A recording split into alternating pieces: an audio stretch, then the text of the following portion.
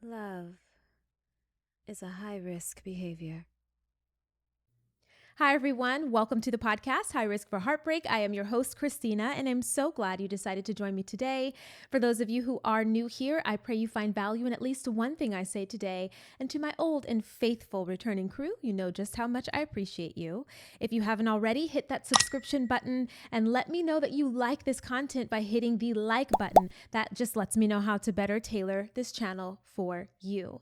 Now, I want to apologize. I was not here last week. I typically upload every single week on Saturdays, but I am currently studying for my teacher certification, not full teacher, but substitute teaching certification, because my entertainment industry, the industry that I work in, not mine, but the entertainment industry that I work in is very slow.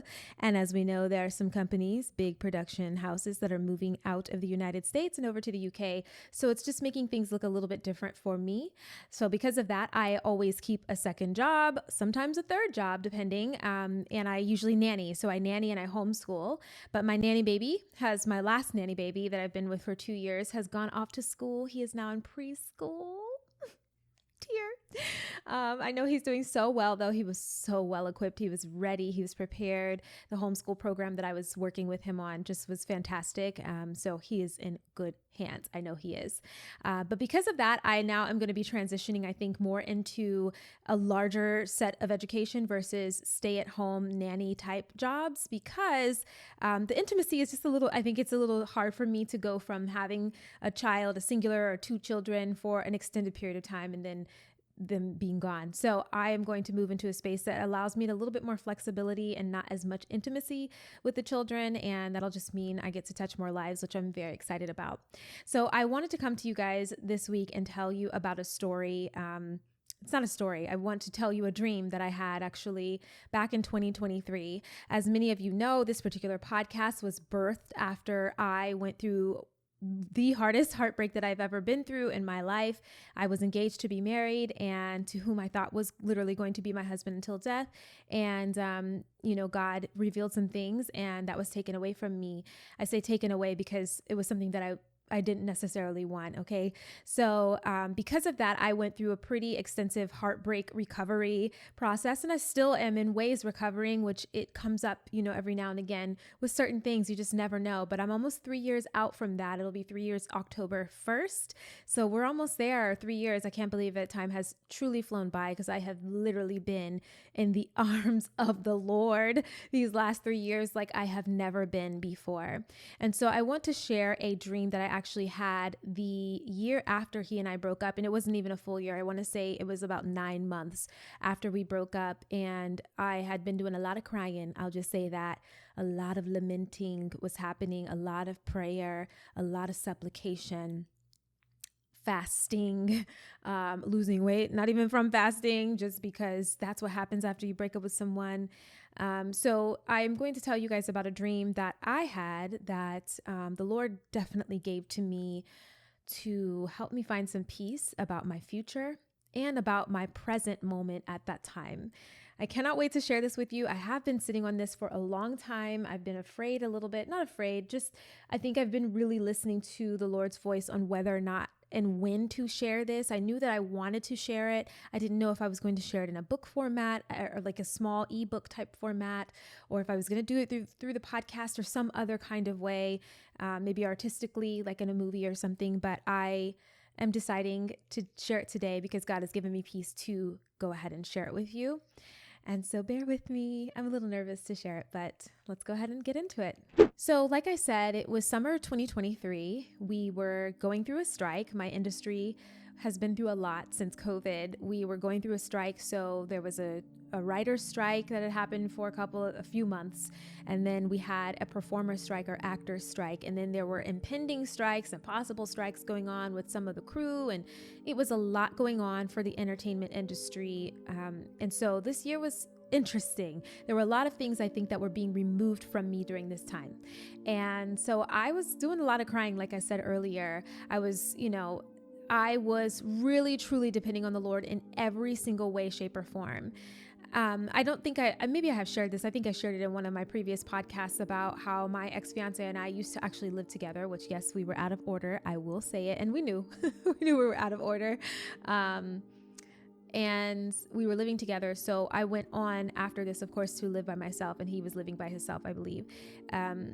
So that was a shift for me. I had lived by myself for 8 years when I lived in LA. It's not that I didn't know I could do it again. I did know I could do it again because I did it in LA, but I didn't imagine that I would have to.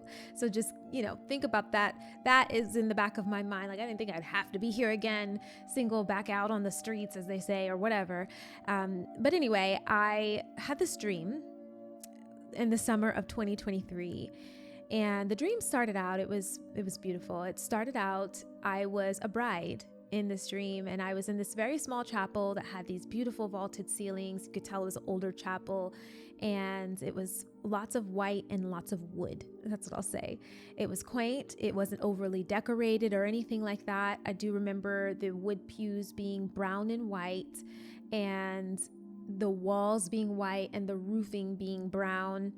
And I was in this side room that I remember there being just a couple of workers. There was really no one there. I was by myself. There was no family or friends by me. No one was helping me with my dress or with my veil or my hair or any of that stuff. I was completely by myself. And there were 2 people that were doing little things around the sanctuary. I don't know what they were doing, but decorating or something. And those were the only people that I saw. And I am in this side room by myself in the mirror. And like I said, there's no photographers, nothing. I was by myself. I was completely alone while getting myself ready for my wedding. There wasn't any sound or commotion going on. It was really just so very quiet. And I was in this tall mirror. I was sitting down though, but I was in this tall mirror, and I was crying. While I was frustrated, I was crying, and I was trying to reapply my makeup over the tears that had kept messing up my makeup.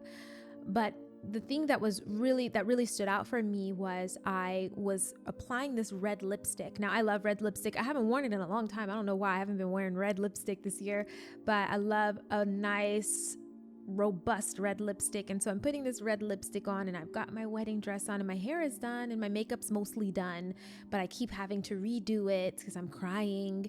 And I put this lipstick on, and I was just so frustrated because this lipstick somehow kept smudging onto my face. I put it on my lips, and the next thing I know, it was like on my forehead.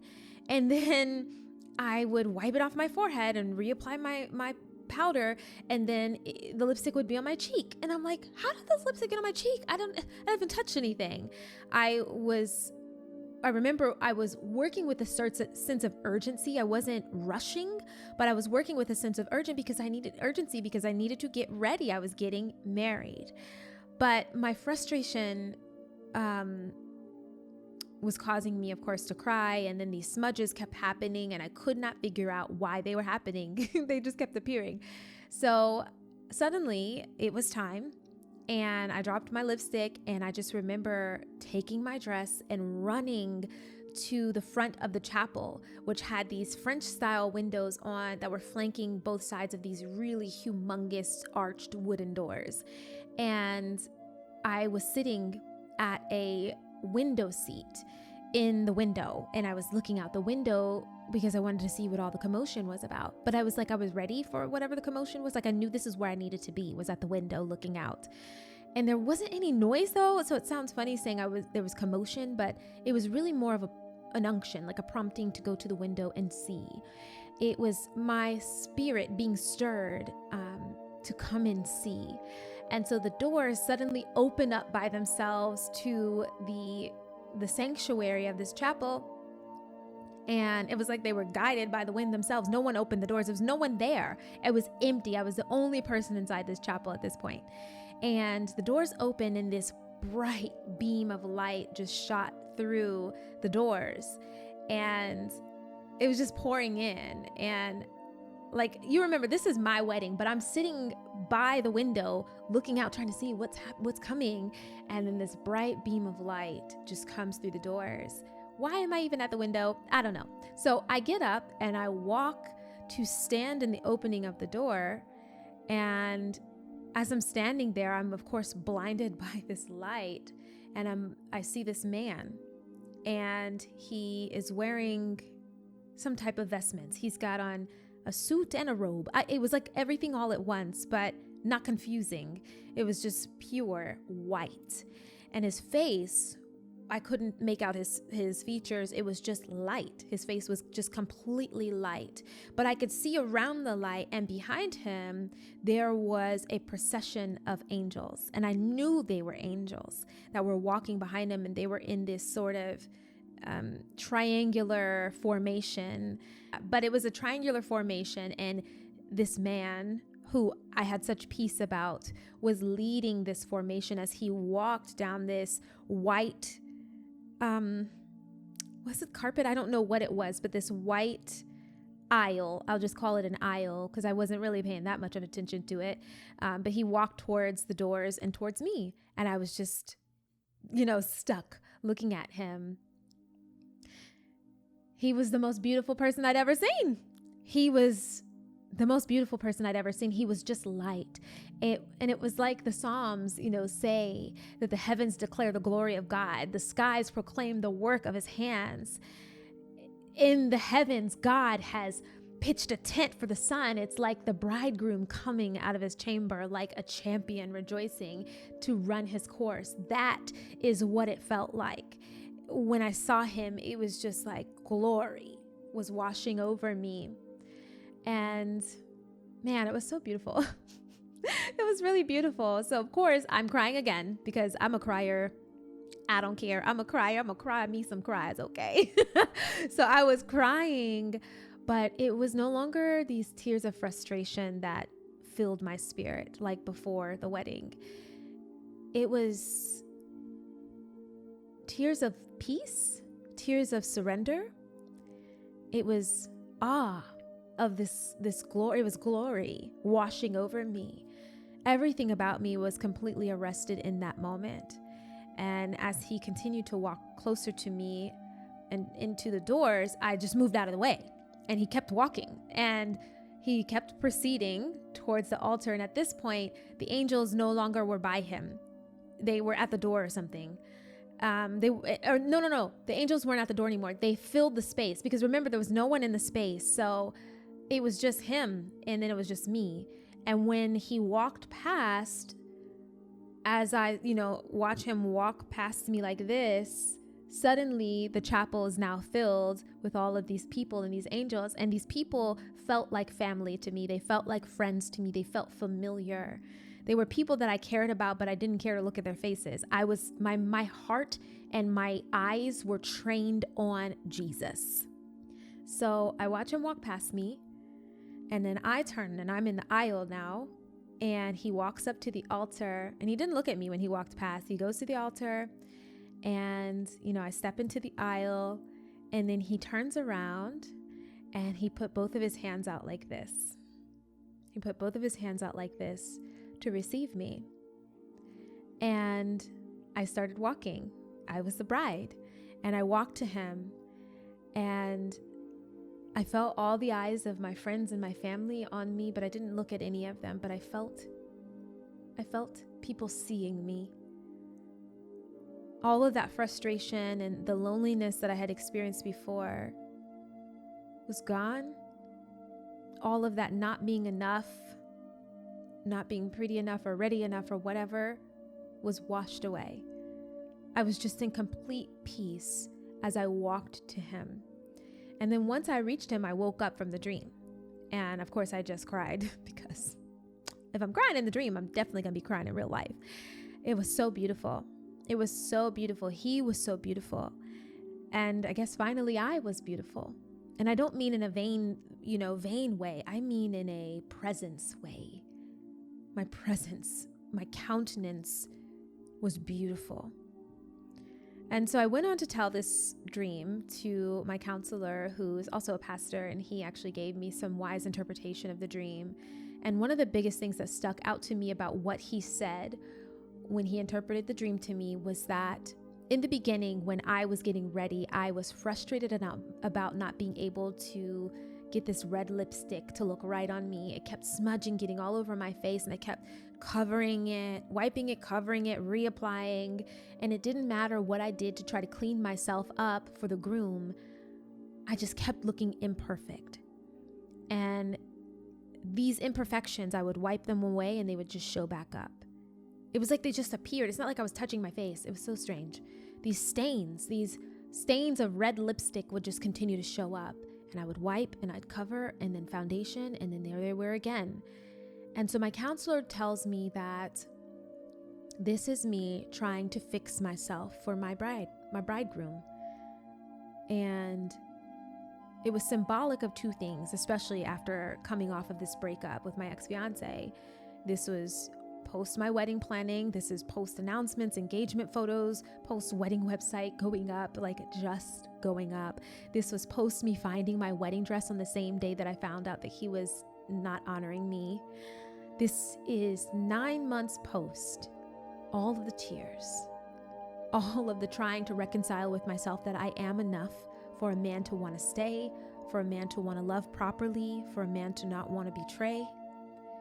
Because that's all that I have ever experienced, is a man leaving, a man betraying. And in this interpretation, my counselor was telling me that there's no amount of readying that I will have to do for Jesus. There's no amount of fixing that I have to do for Jesus. He will just receive me. He was already the bridegroom. He was already there for me, knowing all of my stains, knowing all of my imperfections and my blemishes. He was ready to fully receive me into covenant, and it just reminded me of what I was hoping that my husband to be, my then husband to be, I was hoping that was him, you know? I was hoping that was who he was, but really, there's only one him who can be that, truly, that will never leave nor forsake. And I'm not talking about physically leaving. I'm talking about in all of the arguments, all of the disagreements, all of the pieces of us starts running away, right, from the relationship. But that's literally, Jesus doesn't do that. He confronts, he goes, he steps into that. He's him, okay? He's him. He's the only one who could ever call me to come before him in all of my unrighteousness and love me still. And in this dream, he saw me, smudges and all. He saw me. He knew me. He knew my nature, my downfalls, my hiccups, my incidences, my accidents, my ways of being that are triggered by past traumas. And he still continued to receive me. He was calling to me. He was calling me into deep covenant with him. And, I've had a few breakups in my life, and both romantic and platonic, so friendship breakups as well. And if I've learned anything about relationships, is that people will more often than not call for you to fix yourself to keep them, right? You got to fix yourself. You got to become this, or you've got to grow in these ways to keep their attention, to keep their loyalty, to keep their love. And I put that in quotes. I mean, even I have been a purveyor of that type of ideation as well within my relationships. Oh, you got to fix this, you need to fix that, which I still find myself having to Christina, stop doing that. It's so arrogant. It's so unloving. And it's nothing like Jesus Christ. This reminds me of the woman at the well, right? With the 5 husbands. Jesus didn't make her fix herself before she talked to him or before he talked to her. He saw her. He literally prophesied to her about her past and her present at the time. She was exposed and seen at the same time. And that's how I felt when I was being received by Jesus. I felt exposed, like he sees all of me, but also he sees all of me. and the peace that came with that. He told her what she actually was looking for. He told her that she wasn't thirsting for water or those husbands, right? It was him. He's him. He's the one that is going to provide her satiation, essentially. And I think one of the most beautiful things about her story is, Jesus was asking her for a drink of water, and she was a Samaritan and he was a Jew. Jews and Samaritans didn't associate. There was a social and cultural distancing between the two of them. Yet Jesus was the one that asked her for water. And he goes in to tell her, of course, about her story, but he tells her also that if she knew what kind of gift he was from God, that she would have been asking him. Never would a Samaritan fix their mouth at this time to ask a Jew for anything. There was no relationship that they would be able to do that with, right? So this is like us. We are sometimes waiting on acceptance from our potential future life partner or friends or family. We're waiting for people to accept us, especially when there's distance. And they will have these behaviors, or we will have these behaviors that we have to meet to receive their association and their love. And if we don't dare get to have it. We don't get to have that relationship with them. But Jesus said to her, if you knew the gift that I am to you, you would have asked me for the relationship. That asking for the relationship with Jesus might seem like it's unattainable for a lot of you because you think you have to fix yourself before God. And I think it's because all we've ever known is having to fix ourselves to please people. And everyone's not a people pleaser. I'm not saying that. But I am saying that we are, from the beginning of our lives, are constantly in a state of behavior modification, behavior. As I'm going through this course right now that I'm learning about substitute teaching, a lot of this stuff is not about education. And I hate to say it, sorry, it's not. It's about behavior. It's about behavior management. How to manage the behavior of these children so that you can teach them. And I think there's a miss here. Philosophically, I think there's a miss here, and psychologically, there's a miss here that we are not appealing to the changing of the heart that would cause someone to want to be a student, to want to learn, to want to seek out that type of relationship. But instead, we're saying, let's just maneuver these behaviors and hope for the best. Hope they retain.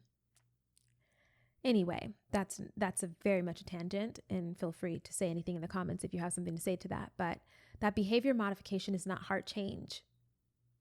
People will call for us to modify our behavior, but Jesus doesn't call for us to do that. Through relationship with him, we are changed. Our heart is changed. So then our behavior changes. So all that fixing, he don't want none of that. He doesn't want that. This is the fixing that he wants. Come to me. Lay your burdens on me. Take my yoke. My yoke is easy and it is light. Vine, branch, right?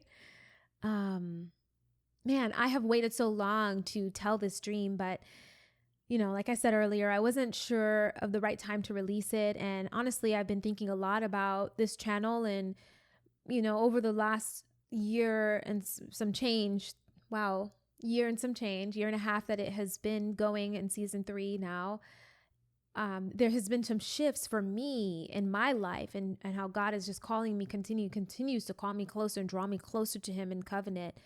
And that has put me in a space where I'm teaching a lot more. And that's a little bit scary. That's a little bit scary because that's a huge responsibility when you're teaching about the word of God and you're teaching about the nature and character of God and Jesus and the Holy Spirit. And so I don't want to get it wrong because I am being held accountable for this. So it took me a while to release this dream. It just wasn't time yet. It's like a seed, right? You don't just throw seeds all willy-nilly any time of the year. Sure, some of them might grow if you do that, but you want to give that seed the best option for life. You want to give it optimal circumstances to survive and to fruit. So you till that ground and that soil, you make that soil ready. You have to make that soil ready. And then you plant that seed a certain amount of depth down so that it has the best opportunity to thrive and to live. And so when releasing this, that's what I was thinking about. Is like, I don't want this to just be a story. I don't want this to just be a sharing that I have and it not be there in the time and moment that someone needs this impact. So if you find yourself or have found yourself in a place where you have had multiple relationships, or even one that's significant to you, where you are trying to please for the sake of community and acceptance, or you're trying to please for true love, and you're not seeing that come to fruition, it feels performative. It feels like you're auditioning. It feels like you're not being seen or heard. I pray that me sharing this dream has given you an idea into the character of a person, right? If they're anything like Jesus, the character of a person who won't do that to you, but also that ultimately there's only one who can do it perfectly. And he's waiting for you to stop and surrender to his love. He wants you to come to him so he can receive you. Jesus was waiting at the altar for me, but it was also up to me, the bride, to walk to the bridegroom. He wants a deeper relationship with me, but he's only going to wait. He might ask, do you want to be healed? He might ask, can you give me some water? He might ask, do you hear me knocking, or whatever? But he's not going to force his way into relationship with you. Yeah. So anyway, it's like I said earlier, it's just incredibly scary to have a platform like this and to be speaking so publicly on these things, because I want to be very careful, because I am going to be held accountable, but also I don't want to mislead anyone. I don't want to mislead. So I felt like this was a proper time to release this seed. And I pray that it was effectual to someone. And one of the greatest things that I had gotten from this dream, and I still continue to get downloads, it feels like, from this dream, is that just because Jesus was the groom in my dream doesn't mean that there isn't an actual groom, right? That will someday see me. And that's something that my counselor also said. He's like, Christina, this is preparation, but Jesus just wanted you to come into deeper covenant with him. In this moment, he wanted you to come in and stay in his bosom and abide in him closely. Let him take care of you. Let him cover you. Let him hold you. Let him remove all of this performative nature. Let him remove all this people-pleasing tendencies. Let him remove all this self-doubt, all this arrogance, all this self-righteousness, all of this pride, all of these things that hold you back from just letting yourself be seen authentically, from letting yourself be sanctified authentically.